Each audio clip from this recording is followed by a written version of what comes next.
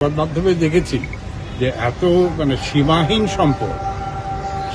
সম্পদ সে অর্জন করেছে এবং এটা তো অবশ্যই অনুসন্ধান হয়ে এটা গুরুতর ব্যবস্থা হওয়া দরকার এবং এইটা হলে যেহেতু উনি সর্বোচ্চ পদে ছিলেন তার বিরুদ্ধে যদি আইন তার কাজ করে, আইনকে নিজের গতিতে চলতে দেওয়া হয়, তাহলে এটা নিঃসন্দেহে সবার জন্য একটা সতর্কবাণী হবে। অবশ্যই পারে। এটা তো উনি সংসদ সদস্য হিসাবে কোনো আদেশ দেন নাই, উনি নাগরিক হিসেবে অভিযোগ করেছেন। হ্যাঁ, এটাও সত্য।